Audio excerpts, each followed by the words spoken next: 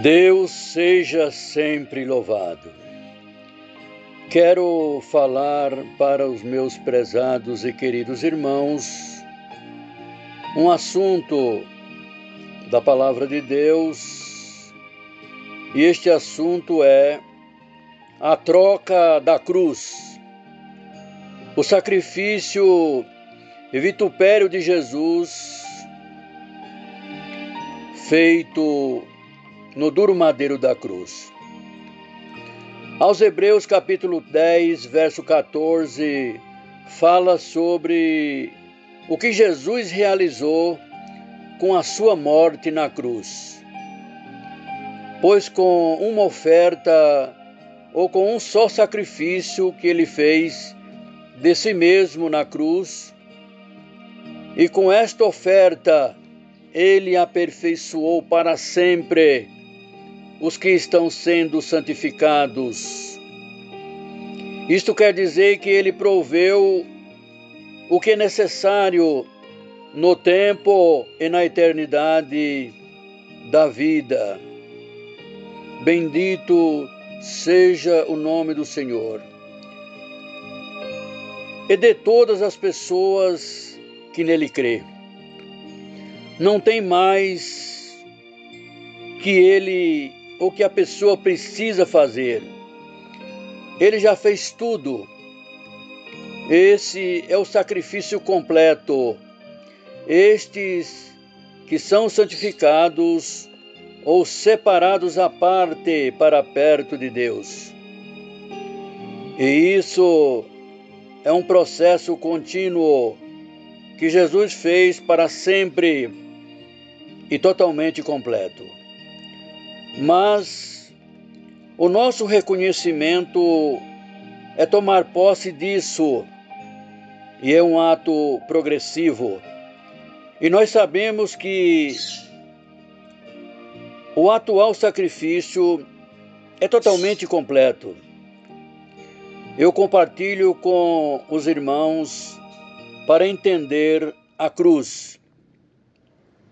A cruz, a chave é que na cruz uma troca se realizou.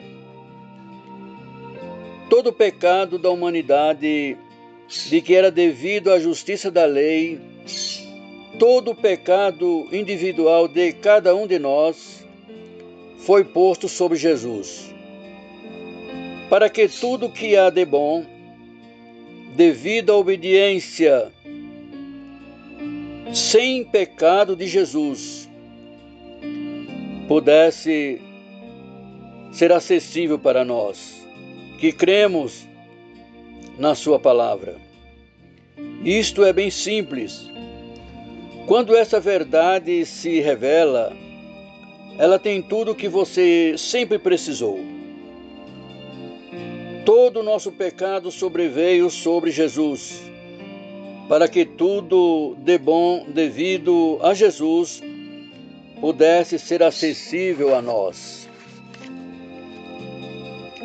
Nós não podíamos reivindicar de Deus, nós não sabíamos o que Ele iria fazer, e nós não entendíamos o que Ele estava fazendo, mas através da sua livre soberania e graça, Ele conciliou esta troca.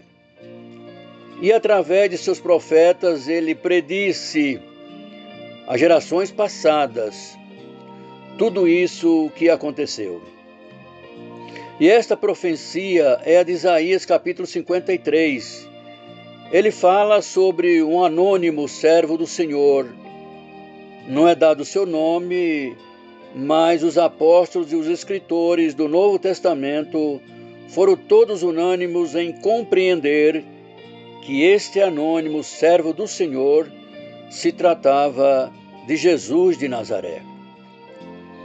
Vamos ver, irmãos, agora Isaías capítulo 53, verso 6, porque este é o principal versículo dos últimos 27 capítulos de Isaías, porque é o principal versículo da reconciliação. Todos nós andávamos desgarrados como ovelhas, e cada um desviava pelo seu caminho. Mas o Senhor fez cair sobre ele, este Jesus, a iniquidade e o pecado, ou toda a rebelião. Qual é o pecado universal da raça humana, meus irmãos? Nem todos nós temos assaltado bancos, ou cometido adultério, ou roubado, ou ficado embriagado. E tem muitas outras coisas que podemos falar que não fizemos. Mas tem uma coisa que todos nós fizemos. Todos nós desviamos para o nosso próprio caminho. E isto, numa simples palavra, chama-se rebelião. A rebelião é o pecado universal da raça humana. Tanto faz a raça, a cor, todos nós somos pecadores por se rebelar contra Deus. Mas a grande misericórdia de Deus é que quando Jesus estava pendurado na cruz, o Senhor pôs sobre ele a iniquidade, ou o pecado, ou a rebelião de todos nós, e toda má consequência do pecado, para que pudéssemos ser livres dessas más consequências e receber o benefício da integridade de Jesus. Agora vamos olhar para os versos 4 e 5 de 27 de Isaías, que fala a respeito dessa troca. Vemos, irmãos, verdadeiramente Ele tomou sobre si as nossas aflições, as nossas mágoas, carregou as nossas tristezas, ferido de Deus e oprimido. Mas Ele foi ferido por causa das nossas transgressões e esmagado por causa de nossas iniquidades. O castigo que nos traz a paz estava sobre Ele, e pelas suas pisaduras fomos sarados. Jesus foi punido. Por que Jesus foi punido? Para sermos perdoados. E sendo nós perdoados, temos paz com Deus. Enquanto nós não fôssemos perdoados, não podíamos ter paz com Deus. Paz com Deus somente através do perdão. Ele levou, bendito seja o nome do Senhor, as nossas doenças, e pelas suas feridas fomos sarados. Isto quer dizer, Ele foi nosso substituto. No tempo da lei era assim. Quando a pessoa pecava, trazia a oferta ou o animal para o sacrifício. A pessoa confessava seu pecado para o sacerdote punha a mão na cabeça do animal que ia ser sacrificado ou ofertado e, simbolicamente, transferia o pecado do homem para o animal.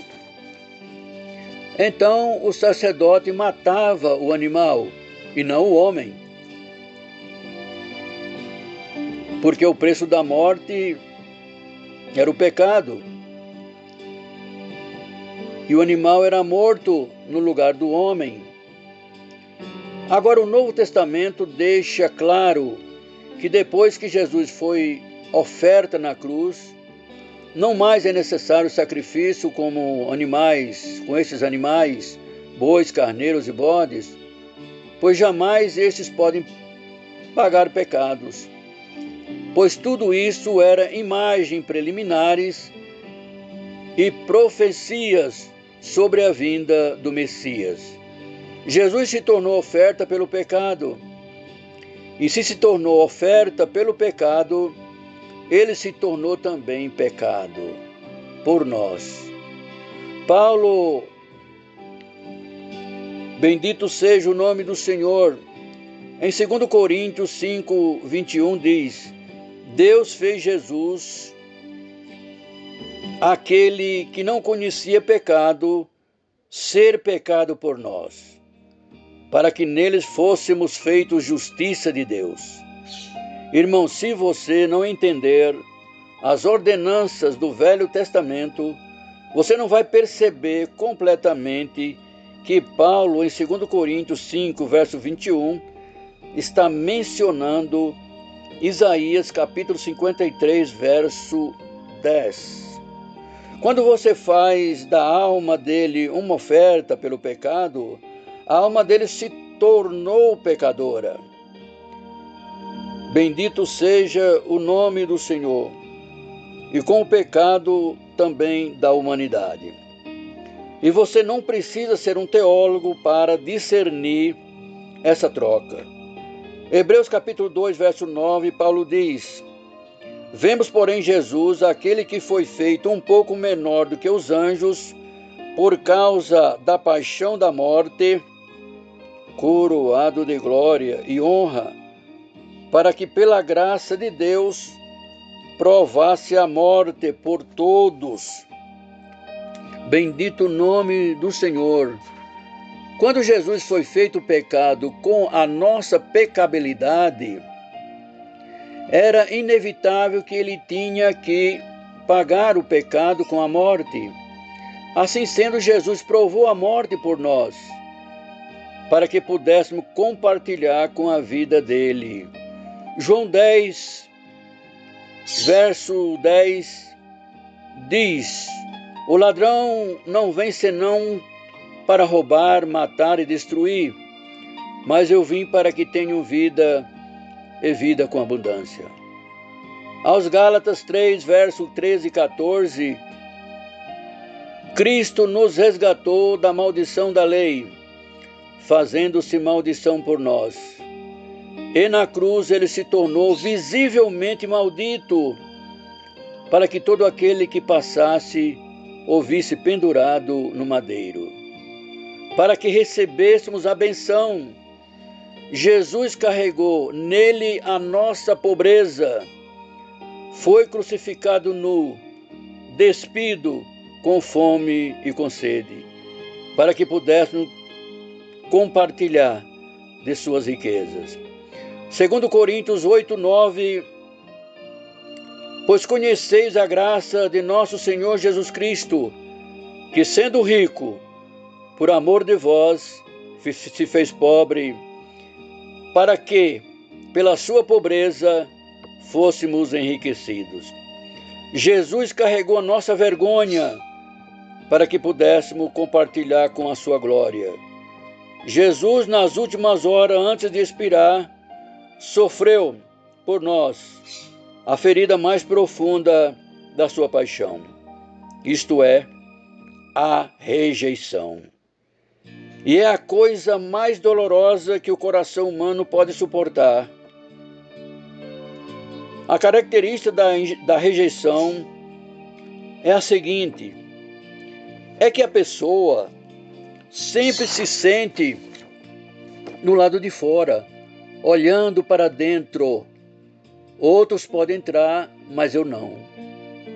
Outra marca da rejeição é na incapacidade de expressar amor.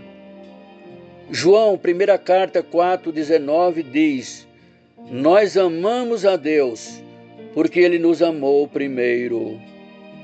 E eu acredito que nós não conseguiríamos expressar amor se o amor não fosse expressado a nós. Em Mateus 27, verso 46, e perto da hora nona, Jesus exclama em alta voz, dizendo: Eli, Eli, lama sabachthani, isto é, Deus meu, por que me abandonaste? E depois expirou.